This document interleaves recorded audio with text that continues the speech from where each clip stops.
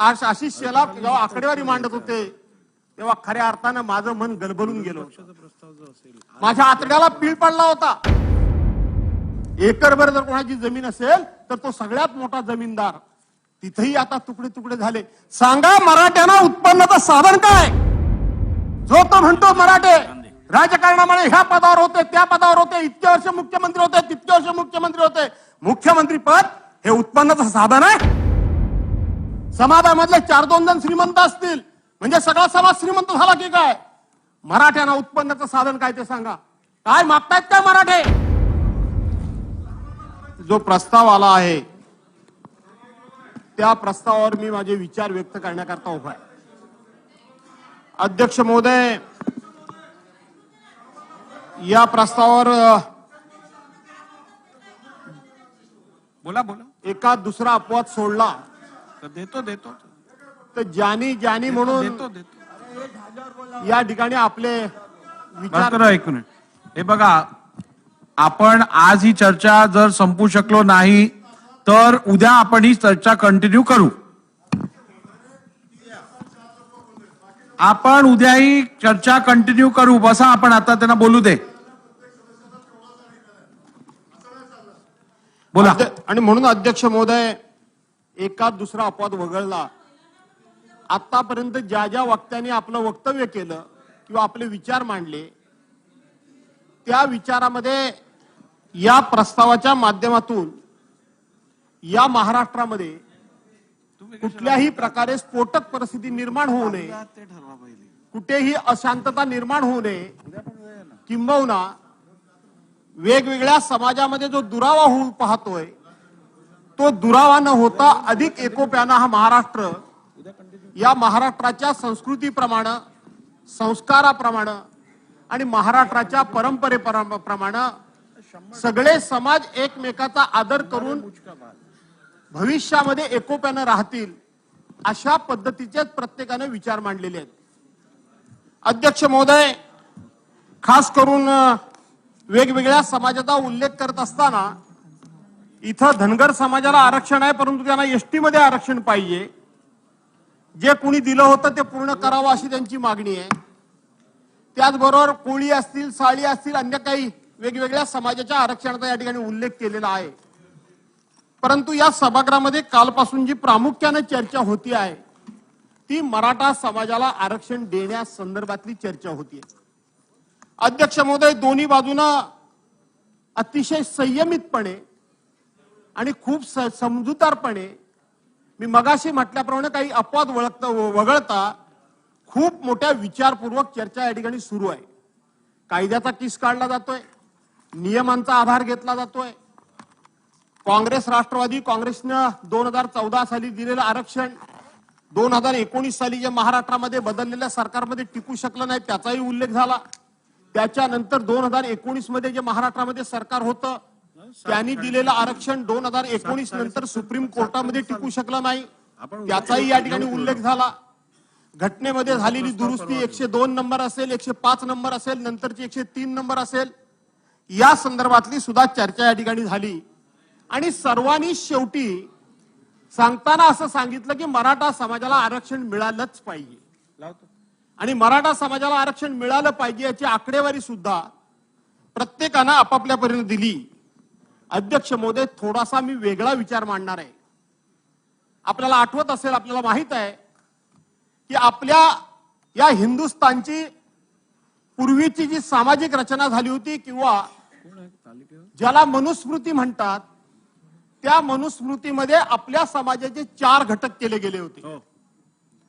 एक घटक ब्राह्मण समाज, आणि हा ब्राह्मण समाज जन्माला येणाऱ्या मुलापासून तर तो आयुष्यातनं निघून गेल्यानंतर पुढे त्याच्या कार्यापासून सगळे जे काही विधी करायचे आहेत, काय करायचे आहेत त्याची आर्थिक व्यवस्था झाली होती.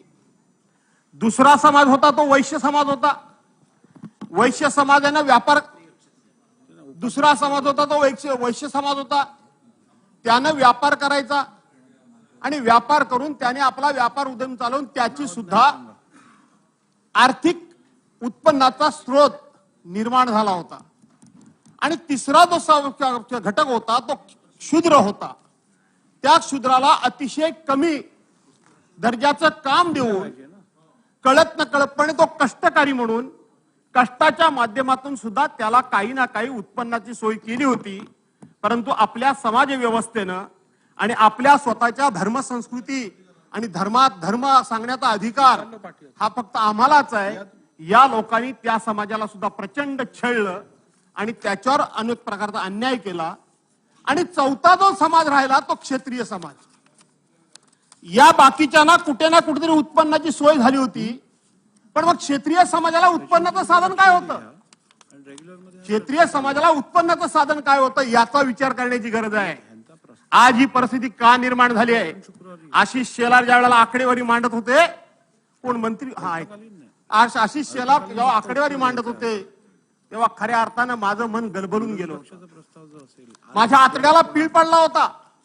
माझ्या मित्रांनी फक्त शेवटचं थोडं जर राजकीय भाष्य जर आज टाळलं असतं तर मला वाटतं की सगळ्यांच्या भाषणामधलं सर्वोच्च भाषण आज आशिष शेलारांचं म्हणूनच मला वाटतं समोर आलं असतं असं मला वाटतं.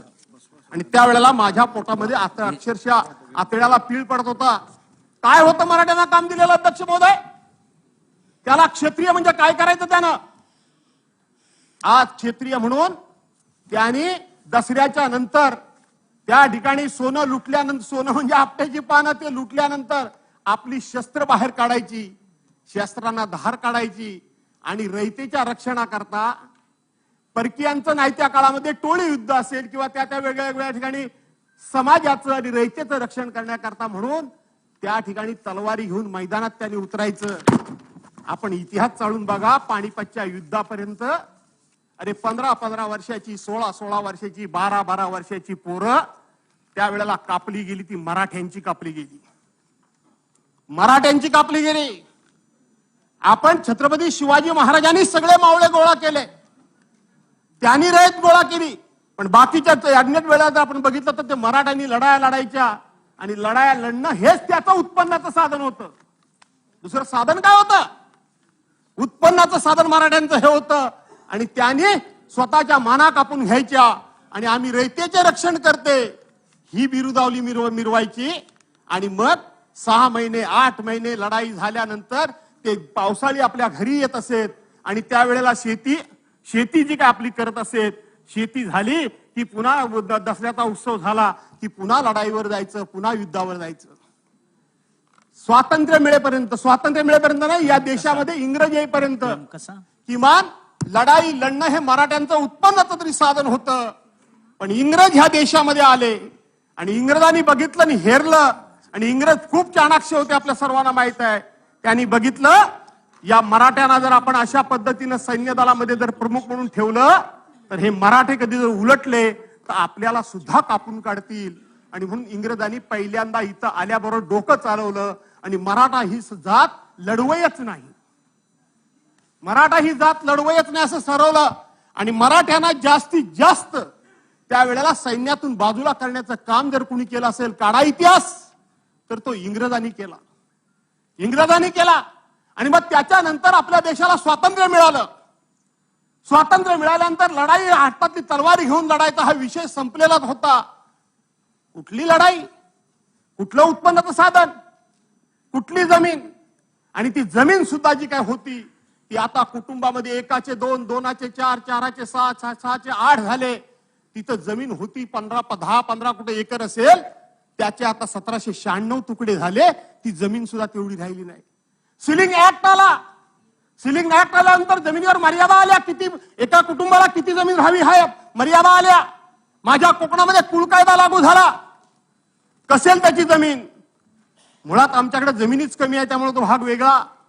एखादाच कोणतरी असा असेल जो माझ्यासारखा, माझ्या वाडवडिलांना 7 गाव इनाम मिळाली म्हणून आमच्याकडे जमीन असेल, पण ती सुद्धा आता कुटुंब वाढल्यामुळे कमी कमी झाली. बाकीच्यांच्याकडे तर कोकणात जमीनच नाही. 5 गुंठ्या म्हणजे 25 खातेदार. एकरभर जर कोणाची जमीन असेल तर तो सगळ्यात मोठा जमीनदार. तिथेही आता तुकडे तुकडे झाले. सांगा मराठ्यांना उत्पन्नाचं साधन काय? काय साधन आहे मराठ्यांना? मराठे मागतायत काय? जो तो म्हणतो मराठे राजकारणामुळे ह्या पदावर होते, त्या पदावर होते, इतके वर्ष मुख्यमंत्री होते, तितके वर्ष मुख्यमंत्री होते. मुख्यमंत्री पद हे उत्पन्नाचं साधन आहे का समाजसेवेचं साधन आहे? कसलं साधन आहे? आणि अशा पद्धतीने मुख्यमंत्री 5दा झाले म्हणजे सगळा समाज श्रीमंत झाला की काय?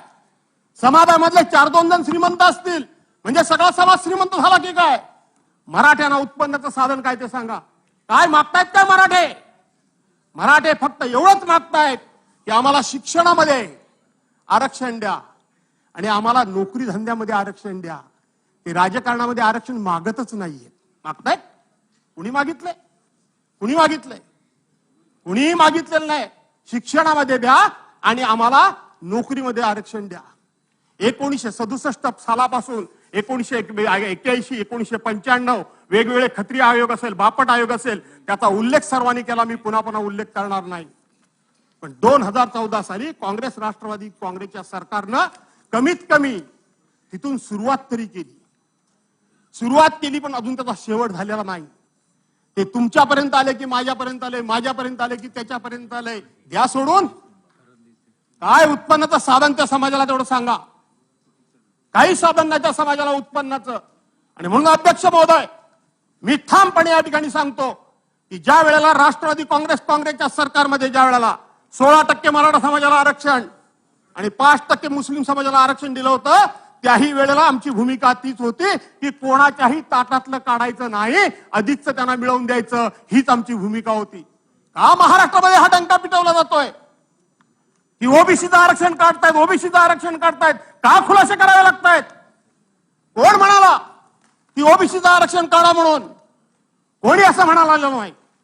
मराठ्यांना आरक्षण मिळालं पाहिजे, होय मिळालं पाहिजे, या मताशी आम्ही सगळेच ठाम आहोत.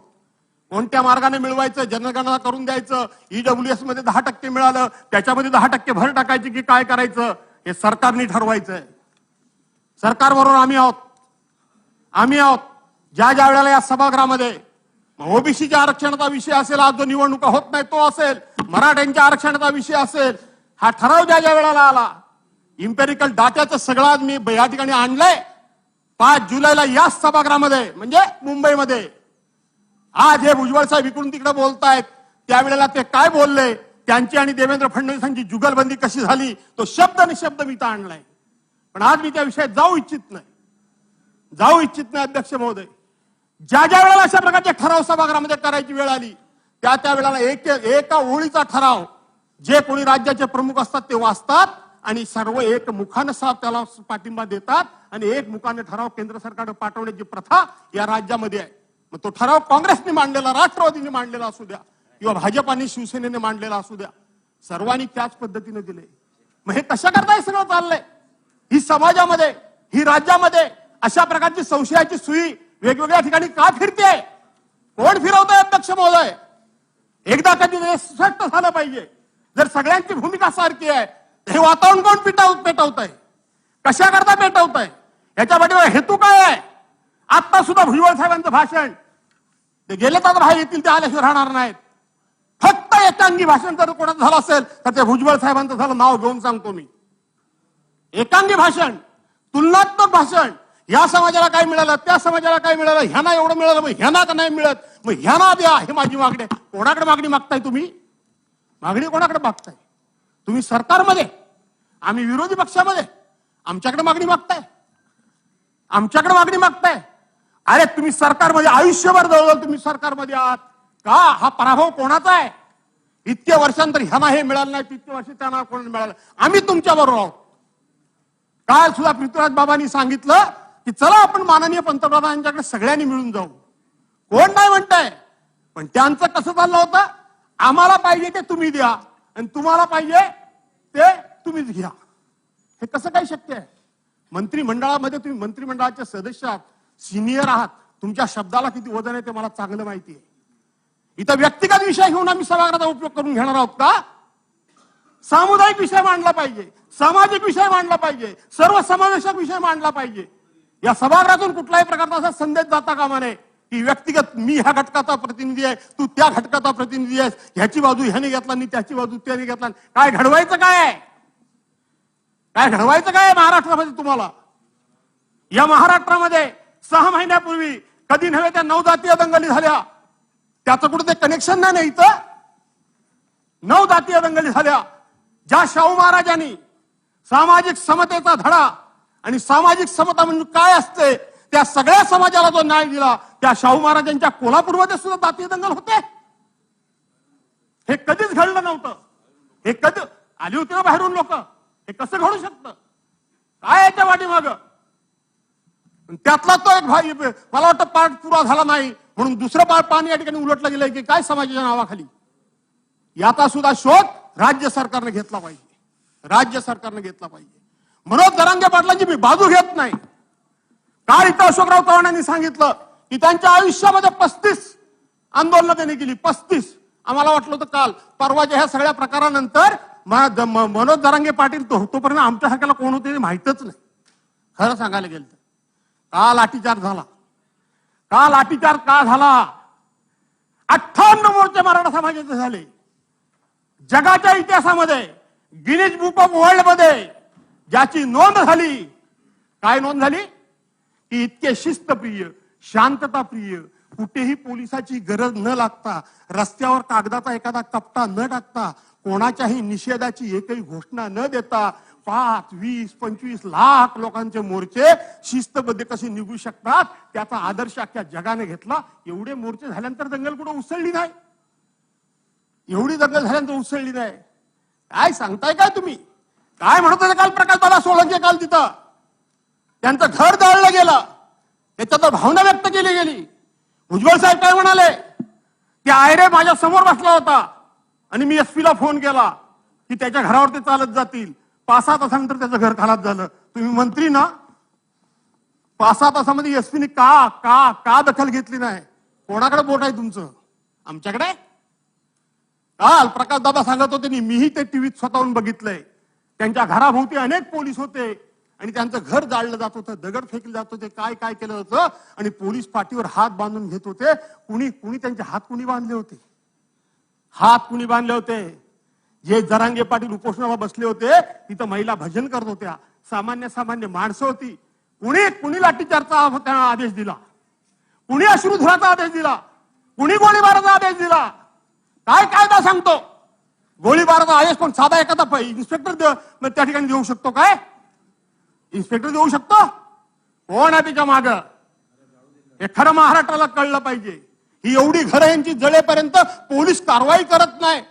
आणि काय जरांगे पाटलांच्या त्या आंदोलनामध्ये पोलिसांना मार पडला. अरे त्याला कव्हर फायर म्हणतात. कव्हर फायर ही कव्हर फायर आहे. पोलिसांना मार पडला नसेल असं माझं म्हणणं नाही. पहिली सुरुवात कुणी केली ती शोधा. त्या ठिकाणी भजन पूजन करणाऱ्या महिला, वर्षा दीड वर्षाची बालकं जखमी कशी झाली? दुसरी गोष्ट, 40 दिवस झाले ते म्हणतात अजून कोणाला अटक केलं नाही, कोणावर गुन्हा दाखल झाला नाही. खरं जर असेल तर मनोज जरांगे पाटलांच्या वरती इथं गृह खात्यातर्फे 4 दिवस झाले नाहीत, 2 दिवस झाले नाहीत, त्यावेळेला आम्ही 307चा गुन्हा दाखल करणार आहोत, 353चा गुन्हा दाखल करणार आहोत. या मुलाखती झाल्या की नाही झाल्या? कोण जाणार आहे? आता हे जे काय सांगतात की त्यांनी जायला पाहिजे होतं दवाखान्यात, त्यांनी जायला पाहिजे होतं पोलीस स्टेशन मध्ये, कोण जाईल? स्वतःच्या हाताने स्वतःचा पुरावा निर्माण केल्यासारखं होईल. हे बघा मला पोलिसांनी मारले, मला लागले, याचा अर्थ तू होतास, पकड याला. कधीही कुठेही दंगल झाली, जातीय दंगल झाली, समाजामध्ये दंगल झाली तर कोणती कलम कधी लावली जातात याचा दुरान्वयाने पहिल्यांदा उल्लेख केला जात नाही. कायद्यामध्ये तरतूद ही आहे की पहिल्यांदा सामाजिक शांतता होऊ द्या आणि मग नंतर आयडेंटिफाय करून सगळ्यांना शोधून त्यांच्यावर कलम काय लावायची ती लावूया. इथं तर मला हा पहिलाच वेगळा प्रकार दिसला की अगोदरच कलम जाहीर. कोणी येईल कोणी येणार नाही, पण याने शांतता मिळणार नाही. काल अशोकराव चव्हाणांनी सांगितलं ते बरोबर सांगितलं.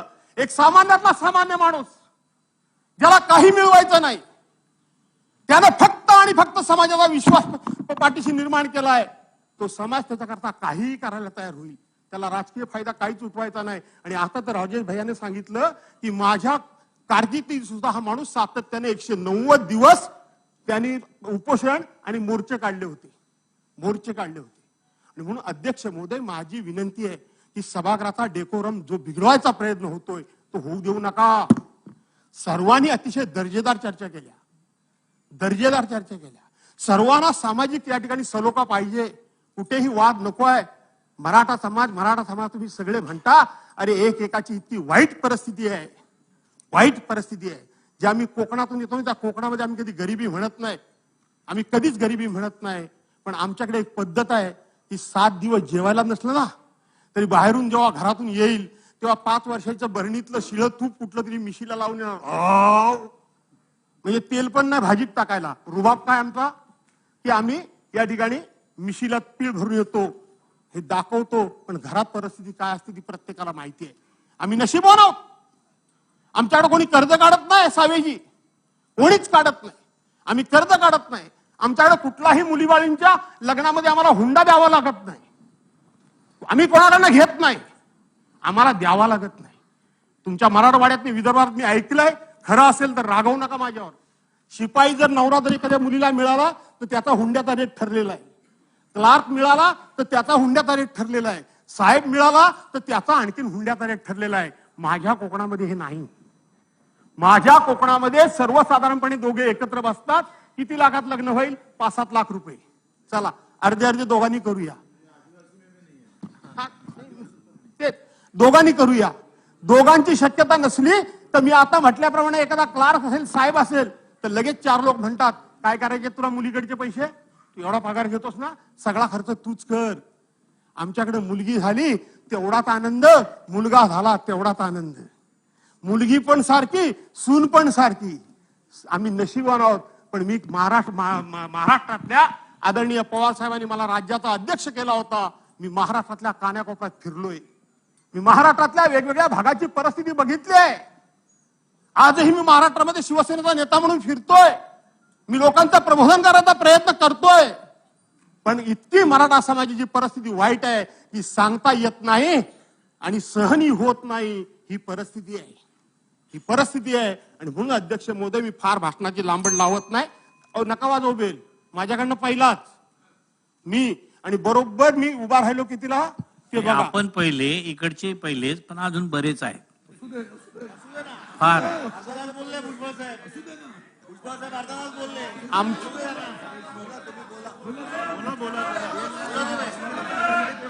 हा बोला बोला.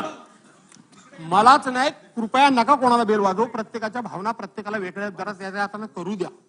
महाराष्ट्रामध्ये हा संदेश जाऊ द्या की तुम्ही म्हणताय तसं आम्ही राजकारणाकरता एकमेकाच्या विरोधात लढत नाही आहोत. हा संदेश महाराष्ट्रातून बाहेर गेला पाहिजे, या सभागृहाच्या माध्यमातून हा संदेश बाहेर गेला पाहिजे. कोण जर एखाद दुसरा प्रयत्न करत असेल त्याला काय फार सभागृह महत्व देणार नाही. आणि मला अध्यक्ष महोदय मी सगळं आणलंय, मी अगदी थोडक्यातच आटोपणार आहे, कारण सगळं मी सांगितलं. 102ची घटना सांगितली, 103ची सांगितली, 105ची सांगितली, त्याच्याबद्दल डिटेल्स मध्ये कशाला बोलायला पाहिजे. 1965 सांगितलं, 81 सांगितलं, त्यानंतर 2014 सांगितलं, सगळं सांगितलं. याचा उल्लेख पुन्हा पुन्हा नुसती या ठिकाणी उल्लेख केला त्याचा अर्थ माझ्याकडे ही सगळी माहिती आहे. इम्पेरिकल डाटा म्हणजे काय त्याच्यावर झालेला डिबेट तोही मला माहिती आहे, तोही मला माहिती आहे. हे मगाचपासून ह्यानी दोष दिला, त्यानी दोष दिला, त्यानी दोष दिला. ज्या वेळेला उद्धव साहेबांचं सरकार होतं त्याच्यामधले हे इकडचे 9 हिरे गेलेले तिकडेच आहेत ना, हो तिकडेच आहेत ना.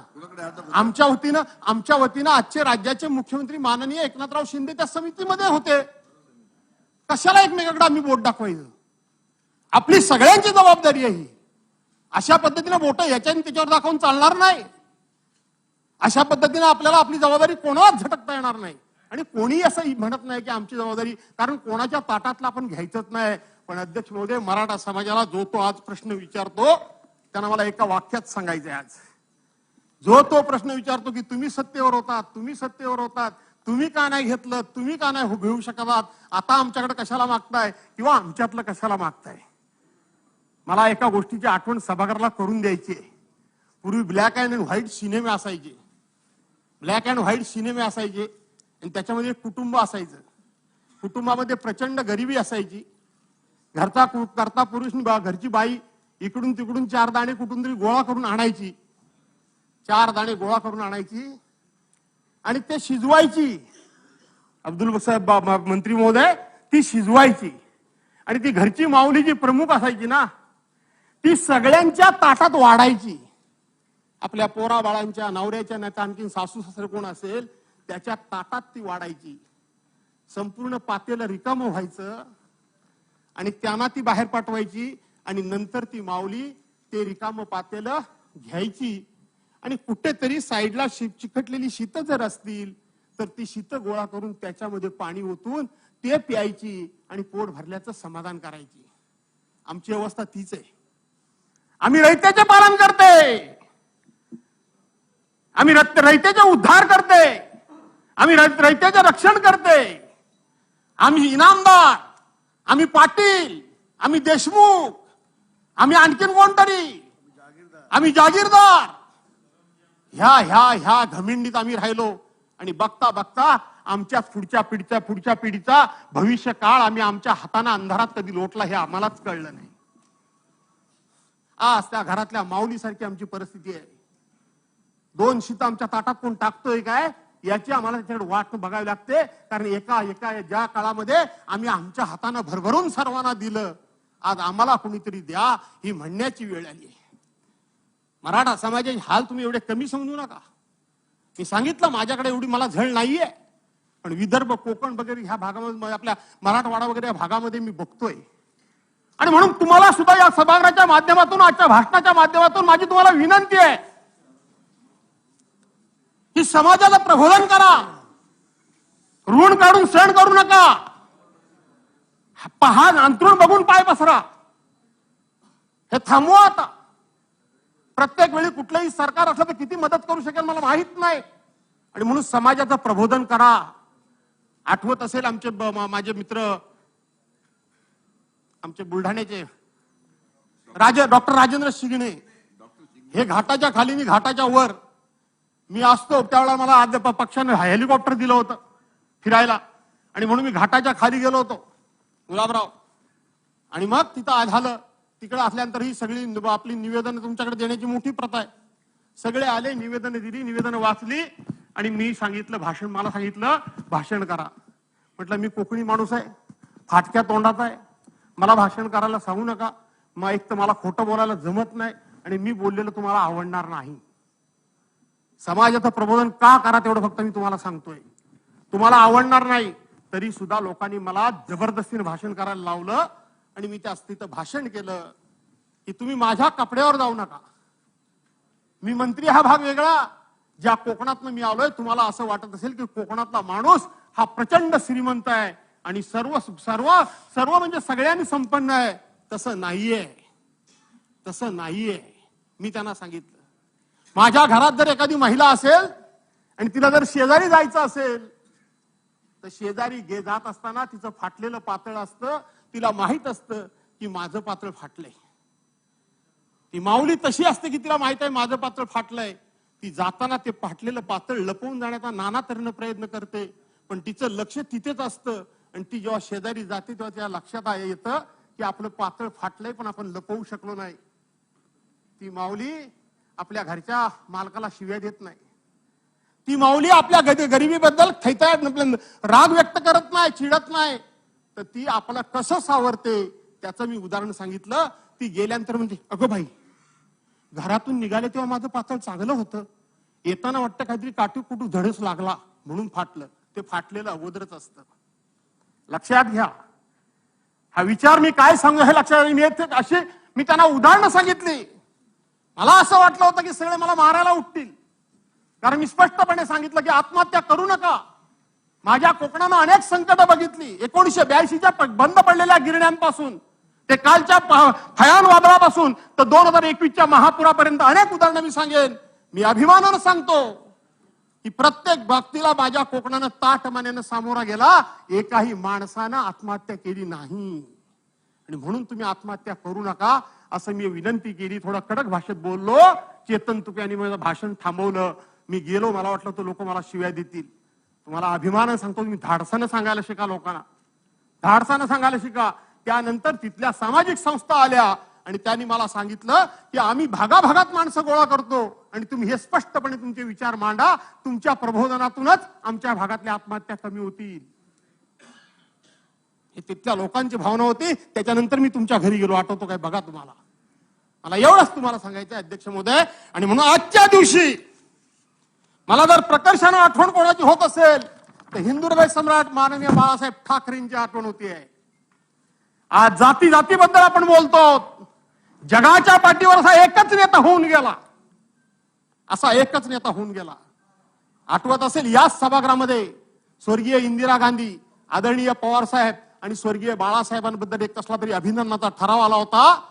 मी राष्ट्रवादी काँग्रेसमध्ये होतो आणि त्यावेळेला बाळासाहेबांना जातीवादी म्हणून काही लोक म्हणत होते. मी ताडकन मंत्री असताना उठलो. बाकी काही बोला पण बाळासाहेबांना जातीवादी बोलू नका आणि ते मी सहन करणार नाही. आणि शेकडो उदाहरणं सांगितली. आज बाळासाहेबांची मला आठवण येते. बाळासाहेबांनी तेव्हा सांगितलं होतं, अरे हे जातीचे भेदभाव करू नका रे. जातीला पोट असतं, पोटाला जात नसते. हे सांगणारे हिंदू हृदय सम्राट मान्य बाळासाहेब ठाकरे होते. जातीला पोट असतं, पोटाला जात नसते. जात बघून ही सगळी सरकारी पैशांची विभागणी करू नका.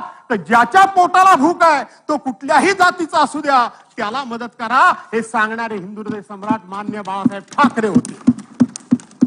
भुजबळ साहेब सांगतात ना, मी मंडळ आयोगाकरता तिकडे गेलो.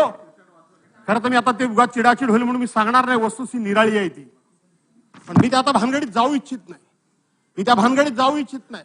ज्या पद्धतीनं भुजबळ साहेब बोलत होते, आज नाशिकचे डॉक्टर वसंतराव पवार हयात नाहीत, अशोक सावंत आहेत, माणिकराव कोकाटे समोर बसलेले आहेत. सांगायला गेलं तर सामाजिक द्वेष प्रत्येक कुठे कुठे भरलेला आहे, हे सगळं मला माहिती आहे. आणि म्हणून जे मुद्दे या ठिकाणी मराठा समाजाला आरक्षण देत असताना दुसऱ्याच्या ताटातलं कोणाचंही काढून घेऊ नका. ज्यांचं आरक्षण आहे त्यातलं कोणालाही हात लावू नका. किंबहुना माझ्या पक्षप्रमुखांनी सांगितलं, परवानच्या दिवशी पार्लमेंटचं स्पेशल सेशन भरवलं गेलं, 4 कायदे तिथे केले गेले. तेव्हा माझे पक्षप्रमुख माननीय उद्धव साहेब ठाकरेंनी सांगितलं होतं की तिथं सुद्धा हा आरक्षणाचा विषय मांडा आणि मराठा समाजाला आरक्षण द्या, कोणाच्याही ताटातलं न काढता. हीच माझी भूमिका आहे, माझ्या पक्षाची भूमिका आहे आणि हीच आपल्या सगळ्या सभागृहाची भूमिका आहे. आणि म्हणून माझी विनंती आहे, एकनाथराव शिंदेनी छत्रपतींच्या पायाला हात लावून त्यांनी शपथ घेतली आहे. भाबडेपणात घेतली की त्यांना कॉन्फिडन्स आहे मला माहित नाही, पण ती शपथ त्यांची खरी ठरावी. ती शपथ खोटी ठरू नये.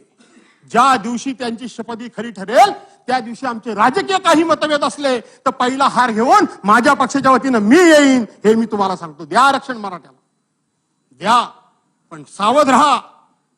तुम्हाला कोण क्रेडिटचा आहे तर काहीतरी भाग येतोय असं मला वाटतंय. ह्याचं क्रेडिट कोणाला कुठलं जाईल त्यापासून सावध राहा. नुसतेच फक्त असे उंडरून जाऊ नका अशी विनंती करतो. आणि इथं जो 293चा प्रस्ताव आला, मराठा समाजाला आरक्षण असेल, धनगर समाजाला असेल किंवा अन्य कोणकोणत्या समाजाला असेल, त्यांना आरक्षण देण्याकरता पाठिंबा जाहीर करतो. आणि मराठा समाजाला जरूर आरक्षण द्या आणि ते मिळावं आणि ते मिळेल अशी आई जगदंबेच्या चरणी प्रार्थना करून या ठिकाणी थांबतो. जय हिंद, जय महाराष्ट्र. सन्माननीय बच्चू कडू साहेब.